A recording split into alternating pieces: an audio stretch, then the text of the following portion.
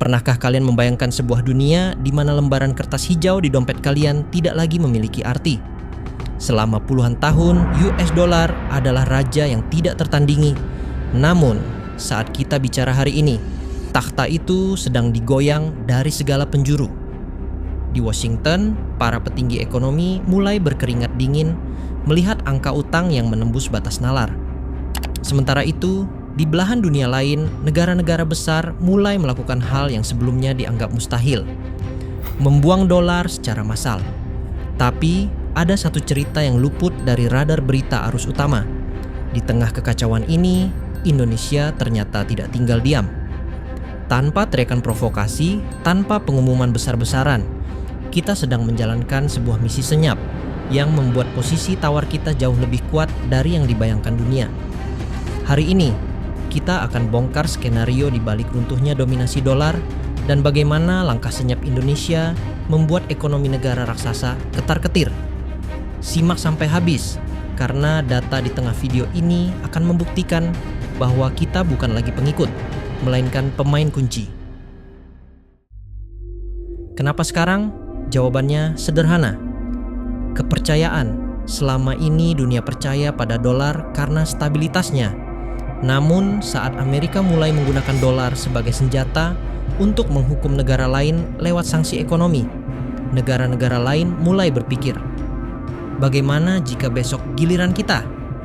Ditambah lagi dengan inflasi yang terus menghantui, nilai beli dolar tidak lagi sekuat dulu.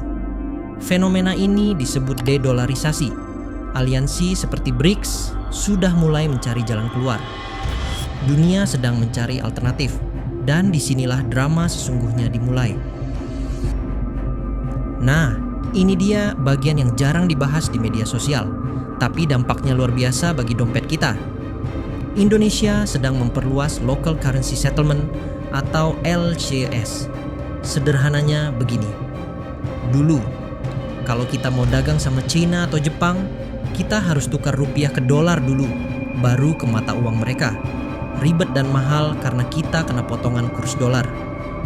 Tapi sekarang, kita langsung tukar rupiah ke yuan atau rupiah ke yen, tanpa perlu permisi ke dolar. Berdasarkan data terbaru, volume transaksi non-dolar kita terus melonjak tajam. Ini adalah langkah senyap Bank Indonesia untuk melindungi nilai tukar kita. Jadi, saat dolar sedang gonjang-ganjing di pasar global, ekonomi domestik kita punya perisai yang membuat kita tetap stabil. Inilah alasan kenapa cadangan devisa kita tetap kokoh meski dunia sedang badai. Mungkin kalian bertanya, kenapa Amerika harus peduli? Jawabannya ada di perut bumi kita. Amerika dan sekutunya tahu bahwa masa depan industri mereka, mulai dari kendaraan listrik hingga teknologi militer, sangat bergantung pada mineral kritis. Melalui strategi hilirisasi, Indonesia tidak lagi mau didikte. Kita tidak hanya menjual tanah air kita dengan harga murah dalam dolar. Kita memaksa dunia untuk membawa teknologi dan uang mereka ke sini. Saat kita mulai meninggalkan dolar dalam perdagangan mineral berharga ini, Amerika kehilangan kontrolnya. Kita memegang kartu mati industri masa depan mereka. Inilah yang saya sebut sebagai kedaulatan ekonomi yang sesungguhnya. Kita bukan lagi sekadar penonton di pinggir lapangan, kita adalah pemilik bola. Dunia di tahun 2026 mungkin terlihat menakutkan dengan segala ketidakpastian mata uangnya. Namun, dari langkah-langkah yang sudah kita bedah tadi, terlihat jelas bahwa Indonesia sedang membangun fondasi yang sangat kuat. Kita menjaga sawah kita untuk pangan, dan kita menjaga mineral kita lewat hilirisasi untuk kekuatan ekonomi. Perpaduan antara ketahanan pangan dan dedolarisasi strategis inilah yang membuat Indonesia akan tetap tegak berdiri saat negara lain mungkin sedang bersusah payah mencari arah.